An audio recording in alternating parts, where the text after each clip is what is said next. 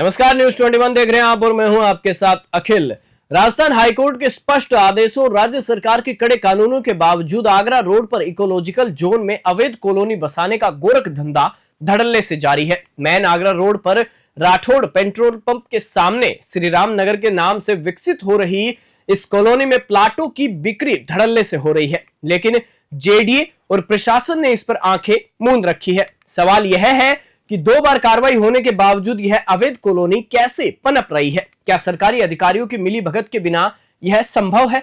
ये पूरी रिपोर्ट देखिए। राजस्थान हाईकोर्ट ने स्पष्ट आदेश दिए थे कि इकोलॉजिकल जोन में किसी भी प्रकार की कॉलोनी विकसित नहीं की जा सकती, लेकिन आगरा रोड पर इस आदेश की धज्जियां खुलेआम उड़ाई जा रही है। जेडीए उप विधि 2010 और राजस्थान नगर सुधार अधिनियम 1959 के तहत बिना स्वीकृति के भूमि का उपयोग बदलना अवैध है।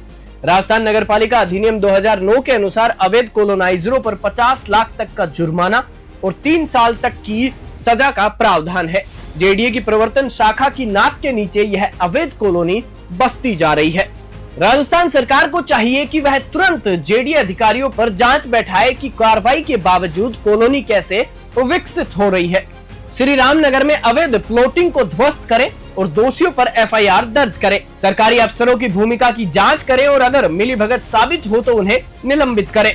राजस्थान नगर सुधार अधिनियम के तहत जमीन को सरकारी नियंत्रण में ले और उसे गरीबों के उपयोग में लाए। सवाल उठता है कि जब कोर्ट ने इस पर रोक लगा रखी है तो फिर यह कॉलोनी कैसे पनप रही है?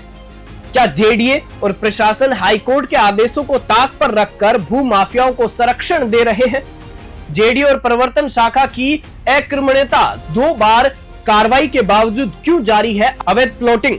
सूत्रों के अनुसार प्रवर्तन शाखा ने 2 बार श्री राम नगर सहित ओम रेजिडेंसी, माधव नगर, अयोध्या नगर सहित कई कॉलोनी पर कार्रवाई की थी, लेकिन रसूखदार कॉलोनाइजरों के आगे प्रशासन लाचार साबित हुआ, क्योंकि वर्तमान में अभी भी अवैध भू कारोबार शुरू है।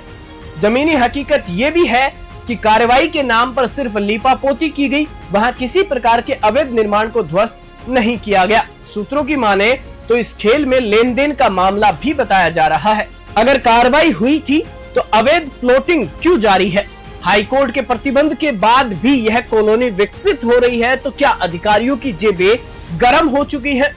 आखिर राजस्थान सरकार इस पर चुप क्यों है?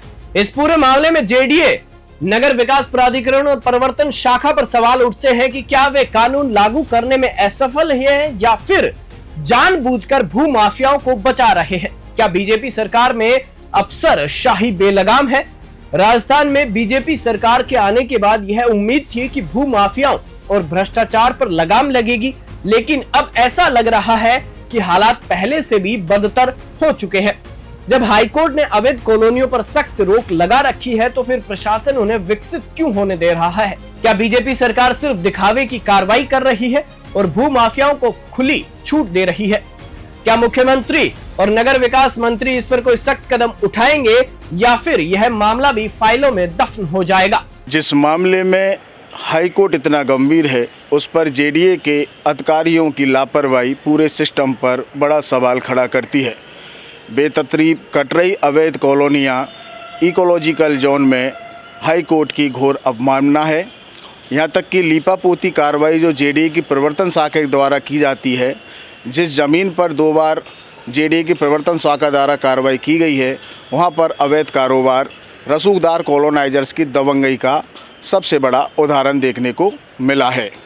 ऐसे में देखना ये होगा कि ये लापरवाही कब तक बनी रहेगी और कब इस पर कोई अहम और ठोस कार्रवाई जेडीए की प्रवर्तन शाखा द्वारा की जाएगी। कैमरामैन पर्सन संजय के साथ पुनीत पाठक, न्यूज़ 21 जयपुर। अगर राजस्थान सरकार और जेडीए सच में पारदर्शिता और ईमानदारी से काम कर रहे होते तो यह अवैध कॉलोनी 2 बार की कार्रवाई के बाद भी कैसे विकसित हो रही है? अब देखना यह होगा कि क्या सरकार और प्रशासन इस खबर के बाद हरकत में आता है या फिर हाईकोर्ट के आदेशों को ठेंगा दिखाते हुए भू माफियाओं को खुली छूट देता रहेगा। न्यूज़ 21 नेशनल के लिए पुनीत पाठक की स्पेशल रिपोर्ट।